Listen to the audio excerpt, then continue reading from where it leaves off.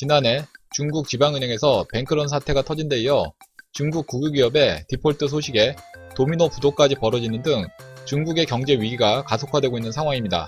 어떤 내용인지 자세한 내용 살펴보도록 하겠습니다. 구독하기, 좋아요 많이 눌러주시기 바라겠고요. 자, 그럼 본격적인 방송 시작하도록 하겠습니다. 지난해 중국은 최악의 경기 둔화로 어려움에 빠진 국유기업들의 자금을 지원하는 중국 정부의 능력이 더 이상 감내하기 힘든 수준까지 도달한 것으로 보여지고 있다는 소식이 전해졌습니다. 이처럼 중국은 디폴트 문제로 경기가 뒤숭숭한 가운데 중국 지방은행에서는 대규모 예금 인출, 뱅크런 사태까지 터지는 상황이 연출되기도 했습니다.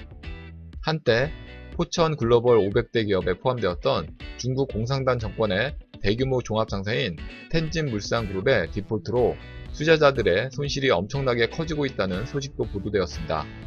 이처럼 중국 기업 부도가 지난해 사상 최대를 기록한 것으로 집계됐다고 파이낸셜 타임스가 보도했습니다. 지난 26일 FT는 블룸버그 데이터를 집계한 결과 올해 중국 내 기업 부도 규모는 1,300억 위안으로 지난해 기록했던 사상 최고치인 1,220억 위안을 크게 웃돌았다는 설명입니다.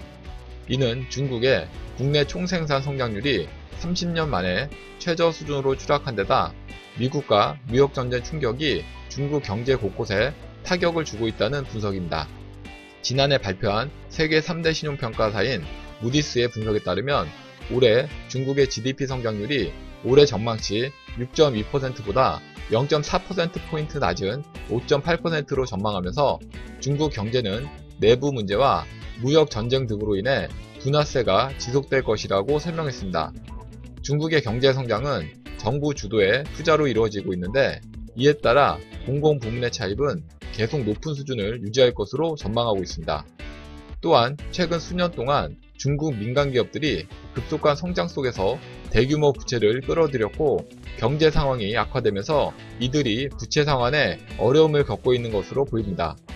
특히 최근 화학섬유 등 산업 부문의 선두권 기업들까지 재무 상태가 악화되고 있는 것으로 나타나고 있어 중국 경제에 대한 우려감이 더욱 고조되고 있는 분위기입니다.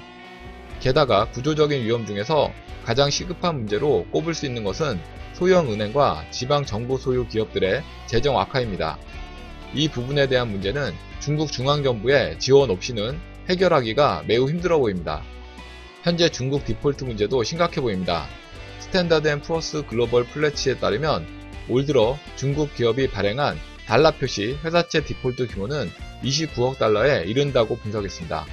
중국에서는 디폴트 급증으로 정상적으로 은행으로부터 대출받기 어려운 기업들이 그림자 금융을 통해 부족한 자금을 수혈해 왔지만 중국 정부가 부채 증가 속도를 우려하며 지난 2년간 정규 금융권을 통한 자금 대출을 규제하고 있어 자금줄이 막힌 업체들은 더 이상 돈을 끌어들일 수 없게 되어 줄줄이 부도를 내고 있습니다.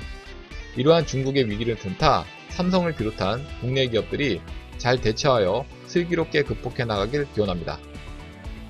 이상 중국 디폴트 위기에 대해서 알아봤고요. 다음 시간에 더 알찬 내용으로 강의 올리도록 하겠습니다.